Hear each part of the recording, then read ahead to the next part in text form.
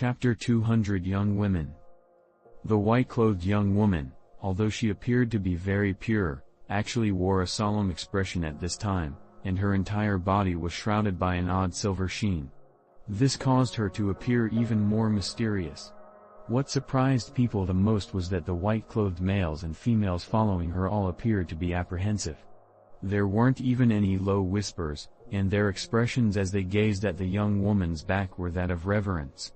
The crafty and unruly woman who had appeared in the desert along with her cultivating companion were in their midst. However, no trace of the arrogant expression on her face could be found. She did not dare to even breathe heavily, just like the other people around her. She appeared to be especially lovable and well-behaved. Suddenly, the youthful celestial woman at the lead stopped her steps, and the entire procession behind her naturally stopped as well. A wide opening was not far in front of them, and a deep, green pool appeared. Within the center of the pool were a few reef rocks protruding from the surface of the water. On these rocks grew roughly 10 lingzhi mushrooms, which shone like jade and were especially conspicuous. "Is it here?" the youthful celestial woman crisply asked without even turning her head as she gazed at the pool with a great deal of interest. Her voice appeared to be particularly delicate. "Yes. Martial Ancestor, the top-level jade crocodile demonic beast is hiding within the pool. The past few times we came to harvest ingredients in the forbidden area, a disciple from our sect was buried within the belly of this beast. However, another person was able to escape and survive." An older woman flashed out of the flock of masked moon sect female disciples and responded while bowing very respectfully to the youthful celestial woman. "Martial Ancestor?" If any of the disciples from the other 6 sects heard this, perhaps they would be so shocked their jaws would dislocate. According to the rules of the cultivating world that determined seniority by strength, this young, fairy-like woman could only be addressed in this way if she were one of the masked moon sect's core formation cultivators. And weren't foundation establishment cultivators and above not allowed to enter the forbidden area this time. What was going on? Looking at the appearances of the other masked moon sect's disciples, who were not amazed by this at all, it seemed like they had known this secret much earlier. "Okay. Got it, you can withdraw." At this time, the youthful celestial woman pompously gave this instruction. Her face revealed a capable expression that did not match with her age. Then, she spoke again to the people behind her, "Prepare yourselves. In a moment, I will lure the jade crocodile out of the water surface, and you will use the yin-yang pulling magic combined assault secret technique that you have recently learned, attacking together in pairs. Surely, relying on the killing strength that can defeat foundation establishment disciples in one blow, this hunt is definitely not a problem. Then, we can go to the next top-level demonic beast's hideout and continue to clean out these spiritual medicines that others had previously not dared to harvest." The young woman was not loud, but her words indicated her full self-confidence. When the male and female disciples heard this, no one revealed any doubtful expressions, instead all answering in agreement. This youthful celestial woman then turned around and opened her purple-red lips. A thumb-sized pink ring slowly spurted out from her mouth. Next, a wind rose. In the turn of an eye, the ring became roughly the size of a forehead and began to emit a low droning cry. It was dazzlingly brilliant and extremely unnatural. Based on this ring's manner of appearing, the light it radiated, and its enormous amount of spiritual power, one could determine that it was absolutely a genuine magic treasure. Could this young woman truly be a core establishment cultivator? In no time, an extremely loud noise first came out from within this 100-meter deep secret cave. Immediately afterwards, numerous low howls, like those of a water buffalo, also came out. Those howls were filled with wrath, but presently repeated rumblings of thunder also began to sound out, temporarily strengthening the howls before they immediately weakened. Then, various kinds of loud noises and crackles incessantly came out, finally completely drowning out the howls, which never sounded out again. After numerous hours, the youthful celestial woman led the masked moon sect's male and female disciples out from some hidden passageway. The male and female disciples behind her were each incredibly excited, displaying a face of youthfulness. This was not surprising. Opportunities to slaughter a grade 1 top-level demonic beasts were not often available to these chi condensation novices. Today, they had not actually expended much energy to kill that extremely mean and ferocious jade crocodile. How could they not be excited? Of course, if it weren't for the youthful celestial woman using her magic treasure, the ring, to block more than half of the demonic beast's attack, they could not have perfectly ended this conflict without any casualties, so their gazes at the young woman's back were even more respectful. The young woman's gaze towards the male and female disciples behind her had no trace of care, and she continued to indifferently walk in the front. It was as if killing a first-tier top-level demonic beast was not something that could faze her at all. After a short amount of time, the flock of masked moon sect disciples disappeared into the nearby dense forest without a trace. In other places just like that, scenes of disciples from various sects killing the demonic beasts to obtain the spiritual medicines continued to play out. Occasionally, conflicts would also occur over these spiritual medicines.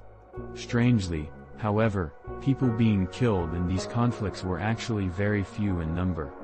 Usually, as long as people who understood they were no match for the opponent retreated, the person with the upper hand would also not use excessive force. Instead, they would hurriedly harvest these spiritual medicines and leave quickly for the next location. With regards to this kind of situation, most people were very clear in their hearts. This was mostly because everyone's remaining time was not much, and opportunities for these bloody battles were better spent going to other locations and seeing if there were any profits. The real time for everyone to kill each other and steal the opponent's spiritual medicines was on the last day, when everyone was returning from their rewarding journey. On that day, there would definitely be blood, and wouldn't be like the previous 2 days, where one could lightly allow their opponents to escape. Han Li also knew a little about these things, so he had taken opportunity of these 2 days where the disciples from various sects were still willing to mutually restrain themselves to furiously hurry from one location to the next. Anytime a medium level and above demonic beast appeared in his path, he would immediately use a movement technique to evade around it, unwilling to be hindered by them for even a fraction of a second. One did not know whether Han Li had some stroke of good luck, apart from the first cave he wanted to harvest medicine from, where he had encountered that poisonous bug demonic beast, the huge centipede. No guardian demonic beasts appeared in any of the next 4 locations. Thus, he easily harvested the spiritual medicines without expending even a tiny amount of excess energy, causing Han Li to be wild with joy. If the following events were to proceed as smoothly as before, harvesting enough spiritual medicines was not a problem at all. At this time, the 3rd day in the forbidden area was almost over.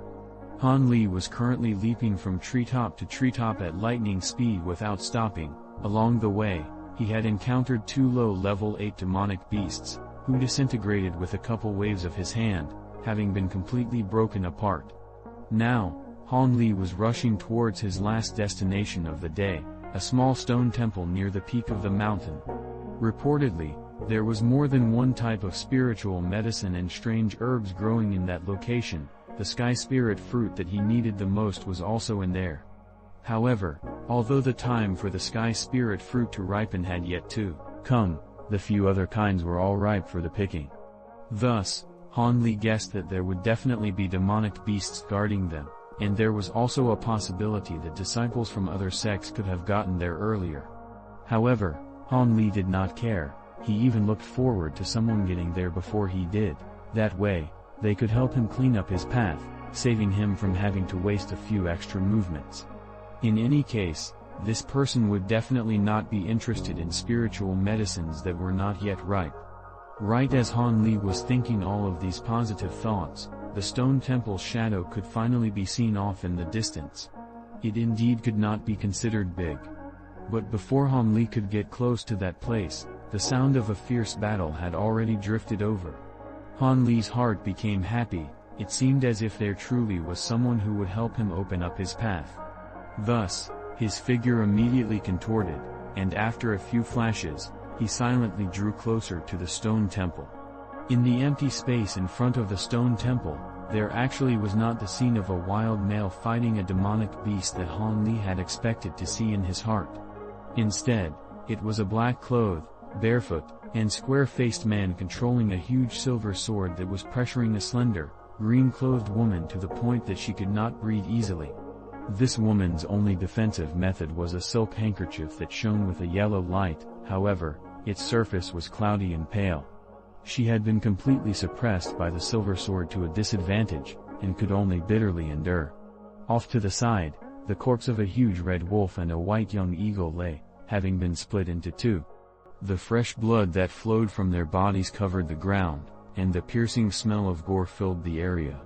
It seemed as if they had died not too long ago. Seeing all of this, Han Li's jaw couldn't help but silently drop wide open. It wasn't because those two's battle had shocked him, but rather because that green-clothed young woman was actually the easily embarrassed young woman who had sold him that golden sincerity brush. This caused Han Li to be completely astonished. This was because Han Li had already discovered that the young woman's cultivation base was extremely shallow when the disciples from the various sects had gathered together outside of the forbidden area. It was merely at the 10th layer. Thus, he expected that this woman, after entering the forbidden area, had either already passed away long ago, or she should have been quietly hiding in some location. But today, he had seen her use a top-grade magic tool to fight to the death with a not-to-be-trifled-with disciple from the giant sword sect in the central area of the ring-shaped mountain. How could this not cause Han Li to feel incredibly shocked? Little girl. It's not too late to quit and leave. You should know that I was always being lenient with you. But I trust that someone who doesn't want to kill a female doesn't necessarily mean they won't kill a female. If you continue to nag me, you and that white eagle will share the same end. The barefoot man said, filled with killing intent. His expression was chilly, and he was somewhat annoyed at this point. One should know that he had been annoyed by this young woman from Spirit Beast Mountain who had appeared from heaven's knows-where for more than half an hour. His last shred of patience had long since been depleted. If the opponent continued to be unable to tell good from bad, he might actually kill a delicate flower. The young woman's face was deathly pale. However, after gritting her teeth, she said extremely stubbornly, "If you aren't willing to let me have the few fierce yang blossoms inside, I won't leave even if I die."